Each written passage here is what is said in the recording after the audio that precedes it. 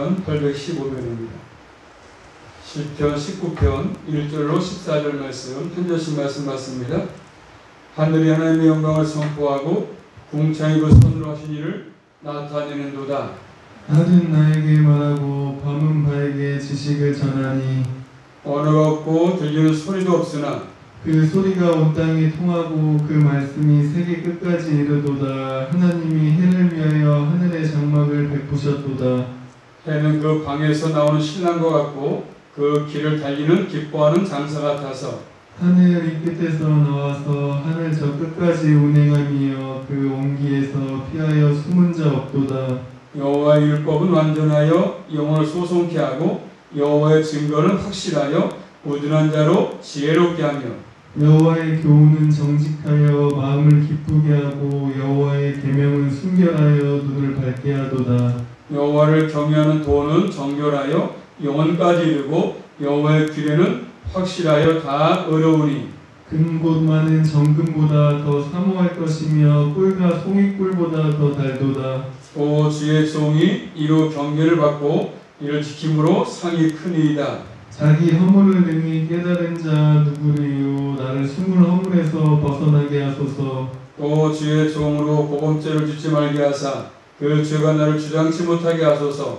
그리하시면 내가 정직하여 큰 죄가에서 벗어나겠나이다. 나의 반석이시요 나의 구속자이신 여호와여, 내 입의 말과 마음의 묵상이 주의 앞에 연락되기를 원하나이다. 아멘. 기도합니다. 살아계신 아버지 감사합니다. 한동안 동안도 사랑해 주시고 또 저희를 지키시고 보호하셨다가 또 저희들 복된 자리에 불러주심으로 아버지 앞에 나와서 신령과 진리로 예배하게 하시니 감사합니다. 예배를 받아 영광 받으시고 또 말씀 가운데 은혜로 충만하게 허락해 주셔서 우리의 험난한 선 살아갈 때마다 말씀 붙들고 말씀 가운데 행할 수 있도록 순종할 수 있도록 우리 모두에게 은혜로 충만하게 허락해 주시옵소서. 한 주간도 주의 힘으로 승리하게 도와주시옵소서. 예수 그리스도 이름으로 감사하며 기도 올리옵나이다. 아멘. 그럼 따라해서 말씀 제목입니다. 정금보다 더 사모해야 될 율법 말씀이죠. 그런 제목입니다. 예, 10편의 9절 보게 되면 1절부터 6절까지는 하나님께서 창조하신 자연에 대해서 말씀합니다. 자연, 창조하신 자연들. 여기서 핵심은 자연 자체가 아닙니다. 왜냐하면 4절 말씀 보시면 그 소리가, 그 말씀이 나오는데 하나님의 소리, 하나님의 말씀이 핵심이죠. 핵심. 자연이 주인이 아니라 그 속에서 자연 가운데 들리는 그 소리가, 그 말씀이 핵심인 것입니다. 다시 말하면 하나님의 소리, 말씀이 핵심인 것입니다. 하나님께서는 말씀으로 이 세상을 만물을 창조했습니다. 그래서 시브리서 11장 3절 말씀 보니까 이렇게 말씀하십니다. 모든 세계가 하나님 말씀으로 지어진 줄을 우리가 아나니 이렇게 말씀합니다. 만물 하나님이 말씀으로 창조하신 것입니다. 또한 하나님께서 말씀으로 이 만물을 창조하시고 세상을 창조하시고 지금도 눈에 보이지 아니하지만 운행하시고 모든 것들을 섭리해 가시고 계십니다. 하나님께서 창조하신 이 세상의 생명들은 다 말씀에 의해서 모든 것들을 공급받고 있습니다. 이 세상은 곧 하나님의 손길을 잘 드러내고 있는 극장과 같은 것입니다. 또 두 번째로 9절 보게 되면 7절부터 10절까지는요. 하나님 말씀과 우리 사람들과의 관계를 잘 말씀하십니다. 하나님의 말씀은 하나님의 백성들에게 생명을 공급해 주신다고 말씀하십니다. 생명. 이 하나님의 말씀은 하나님의 백성들이 사모해야 될 말씀이죠. 사모. 택한 백성들은 이 말씀을 사모해라. 말씀 없이는 살 수가 없다고 말씀하십니다. 또 세 번째로 9절 보게 되면 11절부터 14절은 마지막까지 보시면 하나님 말씀과 우리 사람의 죄와의 관계를 말씀합니다. 죄. 말씀과 죄. 하나님의 말씀 앞에는 숨길 것이 아무것도 없습니다. 다 죄가 드러날 수밖에 없습니다. 하나님의 말씀 앞에서는 죄는 자신의 정체를 낱낱이 드러낼 수밖에 없습니다. 그래서 시편 19편은 이러한 구조로 되어 있거든요. 자, 첫 번째입니다. 하나님의 위대한 솜씨입니다. 자, 시편 1절부터 6절 말씀까지는 하나님께서 창조하신 자연세계에서 노래하고 있습니다. 자연세계. 자, 1절 말씀 보겠습니다. 한번 1절 말씀 보시면 하나님께서 창조하신 이 자연세계를 말씀하시는데 1절입니다. 하나님의 영광을 선포하고 공창이 그 손으로 하신 일을 나타내리고자. 이거 킨 거예요? 무슨?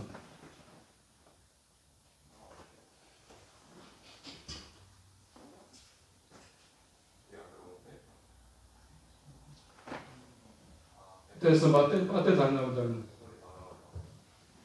제가 하겠습니다. 1절 말씀 보시면 하늘이 하나님의 영광을 선포하고 궁창이 그 손으로 하신 일을 나타내도다 이렇게 말씀합니다. 자, 이 말씀은 자연세계가 우리가 하나님의 영광을 증거하고 있음을 말씀하죠. 우주가 전 만물들이 영광을 지금 증거하고 있습니다. 하늘과 궁창, 하나님께서 창조하신 세계 아니겠습니까? 이 하늘은 하나님의 영광을, 궁창은 하나님의 손으로 하신 것들을 선포한다고 말씀하지 않습니까? 그래서 시편 8편 3절 말씀 보시면 이렇게 말씀하십니다. 주의 손가락으로 만드신 주의 하늘과 주께서 베풀어 주신 달과 별들을 내가 보니 이렇게 말씀하십니다. 자, 주의 손으로 하신 일들을 나타내시는데 바로 하늘에 있는 달과 별들이 하나님의 영광을 나타내 보고 있습니다. 하늘과 달과 별들은 하나님의 손가락을 볼 수 있게 해준다고 말씀하십니다. 자연의 진정한 아름다운 것은 바로 여기에 있지 않습니까? 달을 보게 되면, 해를 보게 되면 하나님의 손길을 볼 수 있고 작품을 볼 수가 있습니다. 하나님의 영광이 중심이고 손이 중심 아니겠습니까? 그래서 로마서 1장 20절 말씀 보시면 창세로부터 그의 보이지 아니하는 것들, 곧 그의 영원하신 능력과 신성이 그 만드신 만물에 분명히 보여서 알게 되나니 그러므로 저희가 신뢰치 못한다 이렇게 말씀하십니다. 자, 자연은 하나님의 위대하신 솜씨를 나타냅니다. 자연을 하면 작품 아니겠습니까? 그러므로 자연을 보면서도 남을 보고 풀한포 보면서도 하나님의 계신 것을 알 수가 있습니다. 분명히 알 수 있습니다. 그렇기 때문에 신뢰치 못한다. 하나님이 안 보이시니까 난 못 믿었어 예수님을 이렇게 말할 수가 없습니다. 자연의 모든 걸 보면서도 하나님의 살아계심을 알 수가 있다고 말씀합니다. 그러므로 신뢰치 못한다. 나는 그때 몰라서 못 믿었습니다. 하나님이 안 보기 때문에 믿지 않았습니다. 이렇게 핑계할 수 없다고 말씀하십니다. 이 시편은 자연 전체를 찬양하는 것이 아닙니다. 자연 자체를 찬양하는 것이 아니고 이 자연을 창조하시고 운행하시는 섭리하시는 하나님을 찬양하고 있지 않습니까? 그러므로 이 시편 19편은 바로 다윗은 자연 자체에 눈이 머물지 않고 그 자연을 통해서 하나님의 영광을 보고 하나님의 손하신 것들을 보고 있지 않습니까? 우리 하나님의 백성들은 영적인 시인의 눈을 가질 필요가 있습니다. 다윗처럼 자연을 보면서도 하나님의 살아계심을 볼 수 있고 영광을 보는 것들이 필요합니다. 그러면 산들이 하나님의 산인 것이고 들이 하나님의 들 아니겠습니까? 모든 것들이 주인이 하나님이신 것입니다. 내가 주인이 아니라 어떤 인간의 주인이 아니라 모든 산도 나무도 풀도 하나님이 주인인 것입니다. 꽃이 하나님의 꽃이고 나무가 하나님의 나무인 것이고 구원받은 우리 모두의 주인은 내가 아니고 하나님이 나의 주인이십니다. 내 모든 것의 주인이 하나님이신 것입니다.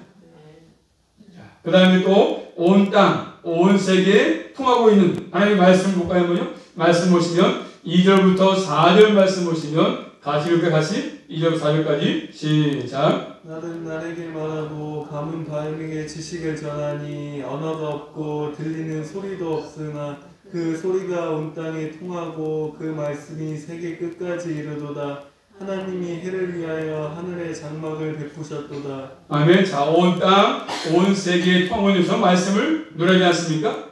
날은 나에게 말합니다.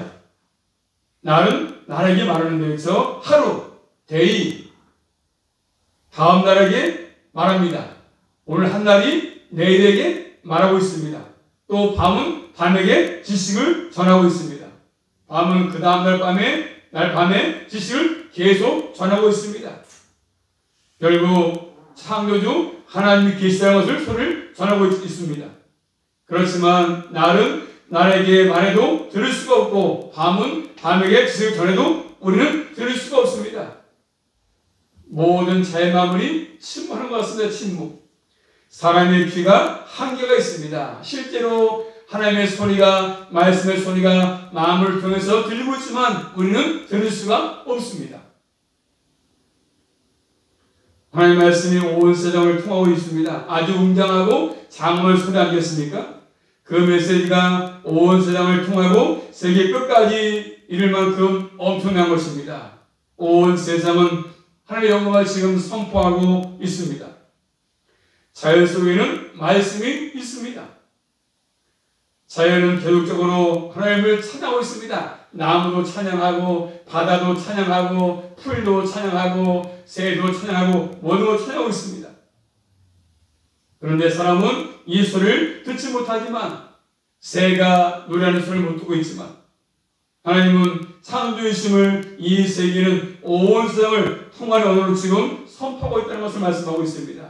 그러므로 자연을 보면서 만물을 보면서 새를 보면서 풀을 보면서 나무를 보면서 자연을 보면서 하나님의 메시지를 들을 수 있다면 가장 뛰어난 귀와 눈을 가진 사람이겠지요.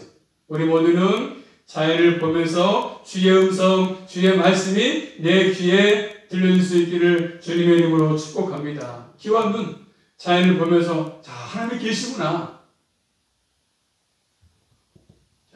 이어서 오늘 본 말씀 4절부터 6절까지 보시면 하반부터 보시면 4절 하나님의 손으로 창조 작품 가운데 많은 식물 가운데 가장 걸작품 보고 있으면 태양이죠. 태양, 해를 말씀하십니다. 창조하신 작품 가운데 태양을 말씀하지 않습니까? 자, 4절부터 6절 말씀 보시면 하반절부터 하나님이 해를 위하여 하늘의 장막을 베푸셨도다. 해는 그 방에서 나오는 신랑 같고 그 길을 달리기 기뻐하는 장사 같아서 하늘 이 끝에서 나와서 하늘 저까지 운행하며 그의 온기에서 피하여 숨을 자 없도다 이렇게 말씀하십니다. 자, 시적인 언어로 표현했지 않습니까? 하나님께서 해를 위해서 태양을 위해서 하늘에 장막을 세웠습니다. 여기서 장막은 고대에 쉬는 곳을 의미합니다. 쉬는 곳. 밤이 되면 해가 쉬었다가 아침에 다시 떠오르는 것을 표현하고 있지 않습니까? 아침에 태양이 떠오를 때는 마치 방에서 신방에서 나오는 새 신랑 같습니다. 결혼한 신랑 같습니다. 새 옷을 입은 신랑 같습니다. 매일 하나님께서 새롭게 태양을 운행하십니다. 새 신랑처럼. 또한 뭐라 말씀하죠? 하늘의 길이 있다고 표현합니다. 하늘의 길이 있다. 하늘의 해는 이 길을 달리고 있습니다. 뭐처럼요? 장거리를 달리는 힘있는 장수같이 용사같이 이 끝에서 저까지 달린다고 말씀하십니다. 이런 동안에 태양에서 온기가 나옵니다. 열기가 나오지 않습니까? 이 온기를 피해서 숨을 자가 없습니다. 강렬한 열기 아니겠습니까? 뜨거운 것입니다. 그냥 잠시 우리의 그늘을 덮어주는 그런 따뜻한 봄날이 아니라 아주 뜨거운 광야에서 느낄 수 있는 강렬한 열기를 말하는 것입니다. 태양의 빛은 비춰줘야만이 식물이 자랄 수 있고 과일이 있는 것입니다. 열기가 나오지 않으면 과일이 익을 수가 없습니다. 포도가 익을 수가 없어요. 상어가 익을 수가 없습니다.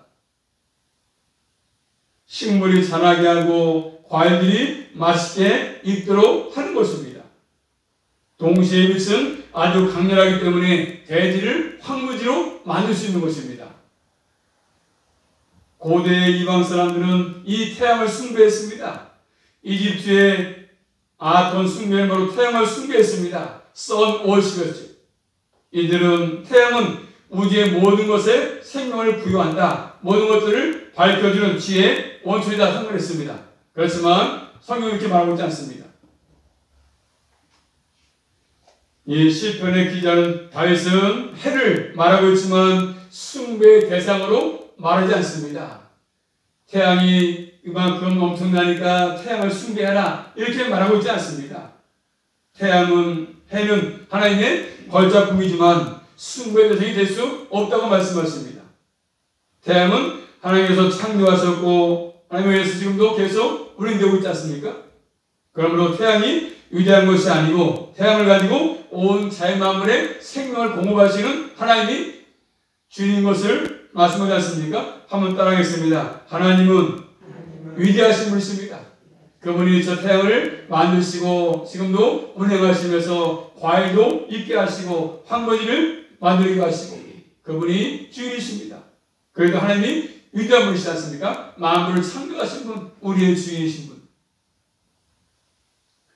모든 자연들은 하나님의 피조물로서 영광을 드러내고 있습니다. 그렇기 때문에 만물 자체가 영광받은 대상은 아닌 것입니다. 분명히 이런 인식이 필요합니다. 만물에게 절하지 말고 섬기지 말고 그런 것들을 창조하신 하나님만을 잘 경배하며 살아갈 수 있기를 주님의 이름으로 축복합니다. 그분을 찬양하는 게 필요합니다. 찬송. 두 번째입니다. 두 번째는 7절부터 10절 말씀인데 하나님의 말씀과 하나님의 백성과의 관계를 말씀하십니다.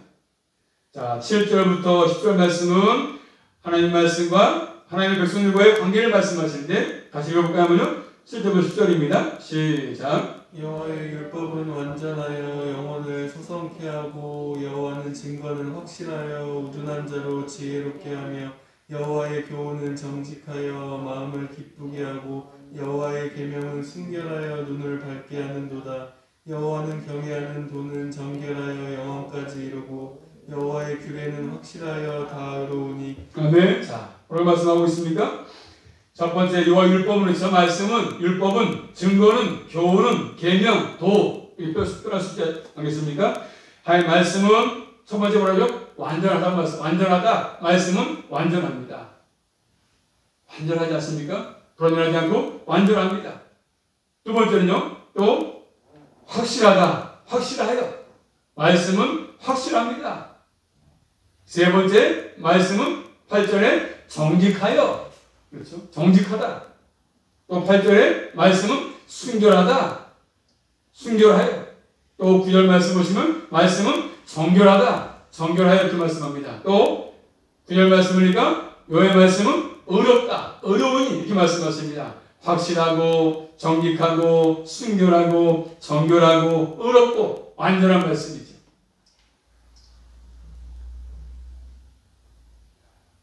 사람으로 하여금 이방 종교들은 사람을 더럽게 하지 않습니까? 방탕하게 만들고 방용에 빠지게 합니다. 추악한 행동을 하게 합니다.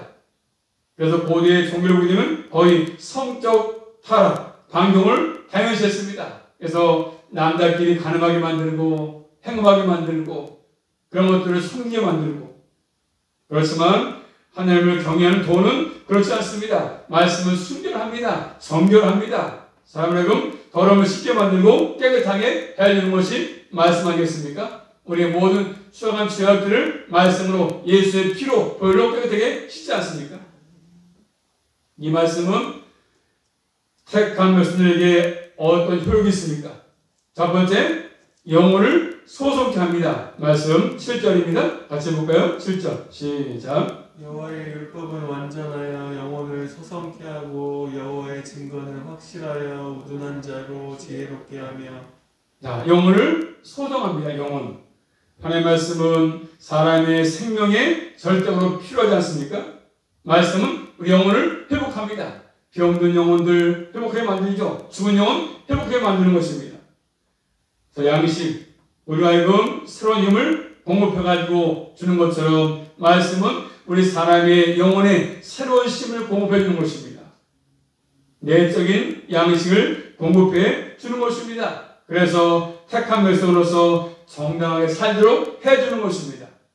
두 번째는요, 7절 말씀이니까 말씀은 우둔한 자로 지혜롭게 한다. 지혜롭게 하는 말씀. 지혜. 하나님께서 인생을 창조하신 본의를 바르게 깨닫게 합니다. 아, 내가 이 땅에 왜 태어났구나, 나는 이런 존재구나, 이런 것들을 알게 하십니다. 지혜롭게. 지혜가 있어야 이런 깨달을 수 있거든요. 나를 창조하신 분, 내가 어떤 존재였었고 지금은 어떠한 존재고 앞으로 어떻게 갈 것인가 알게 해주는 것이죠. 하나님을 경외하는 삶을 사는 것이 지혜입니다. 지혜의 근본, 하나님을 잘 경외하는 거 아니겠습니까? 또 세 번째로 8절 말씀이니까 하나님의 말씀은 마음을 기쁘게 합니다. 율법이 우리의 마음을 기쁘게 할 수 있겠습니까? 십계명이 우리를 기쁘게 할 수 있겠습니까? 아니면 율법은 나에게 무거운 짐이 됩니까? 많은 사람들은 말씀이 마음에 짐된다고 얘기합니다.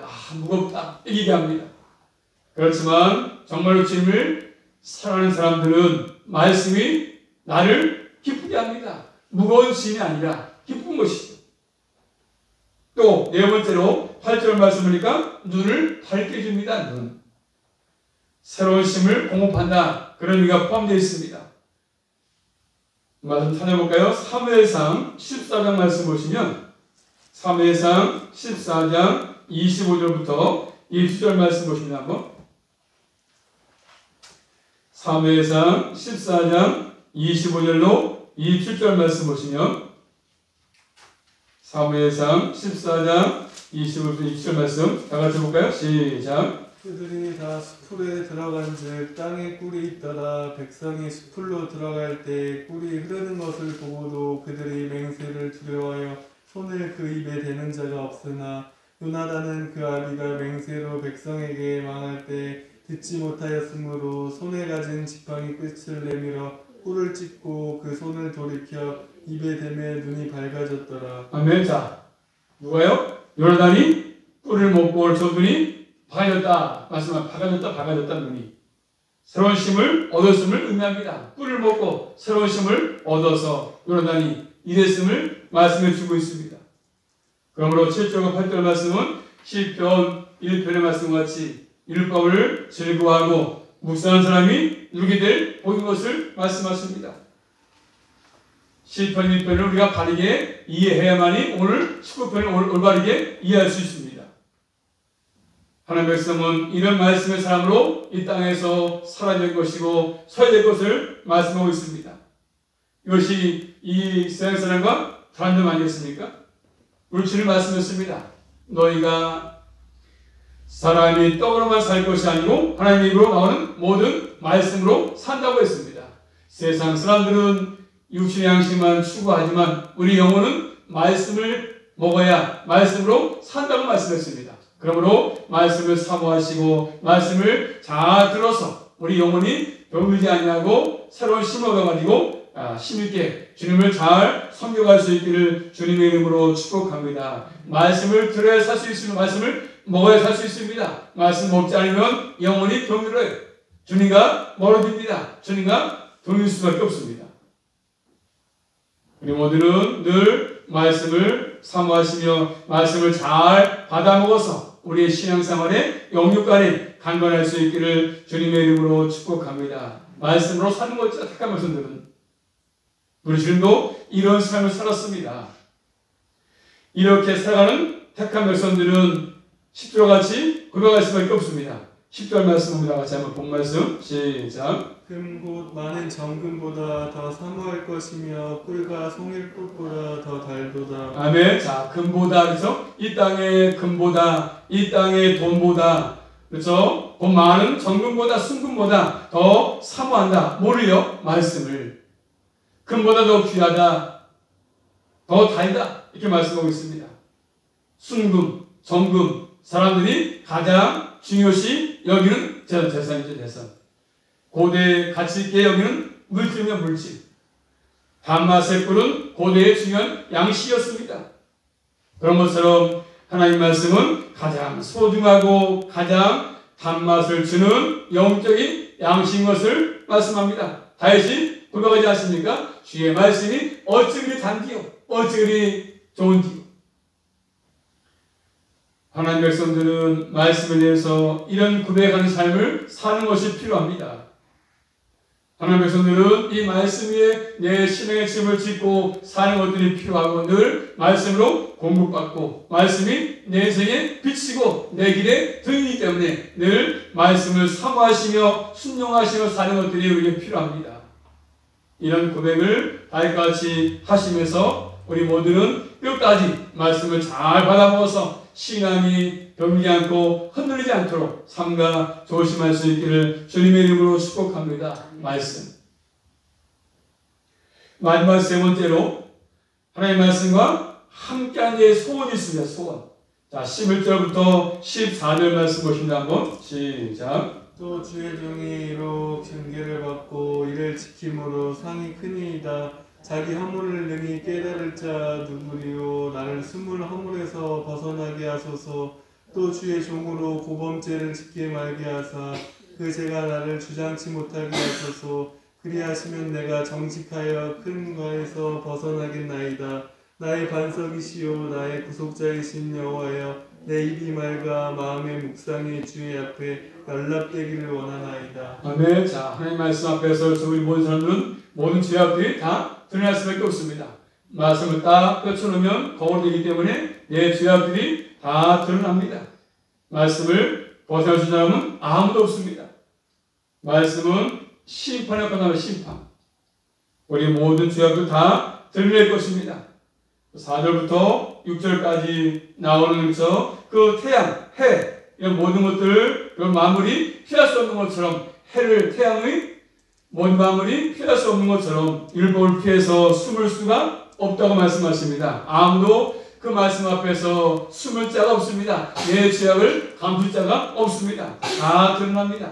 그래서 11절 말씀이니까 하나님 말씀은 주의 종에게는 경계한다. 이렇게 말씀하지 않습니까? 또 12절 말씀이니까 자기 허물을 능히 깨달을 자 누구냐? 말씀을 통해서만이 내 죄악을 깨달을 수 있습니다.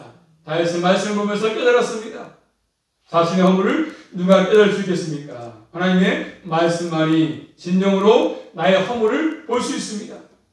그래서 12절 말씀이니까 나를 스물 허물에서 벗어나게 하소서 기도하지 않습니까? 말씀만이 자신의 허물을 보게 하는 것이고 허물에서 벗어나게 할 수 있다고 말씀합니다. 말씀이 보게 하고 말씀으로 벗어날 수 있다. 그래서 13절 말씀이니까 주의 종으로 고범죄를 고의로 죄를 짓지 말게 하사 이렇게 말씀하지 않습니까? 고의로 죄인지 알면서도 고의적으로 짓는 죄를 말씀하지 않습니까? 적극적으로 하나님께 반역하는 교만함 이런 것들이죠. 그 죄가 나를 주장치 못하게 하셔서 기도하고 있습니다. 역시 말씀이 이렇게 해주는 것이죠. 그러면서 다윗은 결론적으로 14절까지 호소하지 않습니까? 같이 14절 말씀 시작. 나의 반석이시요 나의 구속자이신 여호와여, 내 입에 맑아 마음의 묵상이 주의 앞에 연락되기를 원한다. 이렇게 말씀합니다. 나의 구속자이신 여호와여, 나의 반석이신 여호와여, 나의 입에 맑아, 내 입에 맑아 마음의 묵상, 말씀을 묵상했다. 이것이 주 앞에 연락되기를 원한다고 고백하고 있지 않습니까? 결국 이 말씀은 다윗의 모든 생활이 하나님께 합당히 여김받도록 기도하고 있지 않습니까? 하나님은 우리 만물에 창을 주시고 그 말씀으로 새로운 힘을 주시는 분이신데 이분이 바로 나의 반석이시고 구속자라고 말하면서 자신의 말하는 것이 언어가 하나님이 기쁘게 여길 수 있도록 말하는 것 조심할 수 있도록 나의 마음의 묵상이 하나님을 기쁘게 할 수 있도록 다윗은 소원하고 있지 않습니까? 결국 이 말씀은 하나님이 어떤 분이신가를 잘 알게 되면 이렇게 마음에서 이런 소원이 나온다고 말씀합니다. 우리 사람의 삶은 언어 구조 속에서 이루어지지 않습니까? 늘 눈만 뜨면 입으로 말할 수밖에 없고 하루에도 수많은 말을 하지 않습니까?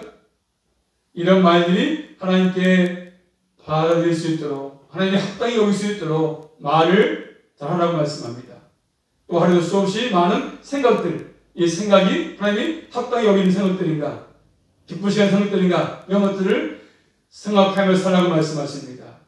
하나님께서 내가 말하는 거, 생각하는 거 기쁘게 받을 수 있다면 얼마나 좋겠습니까?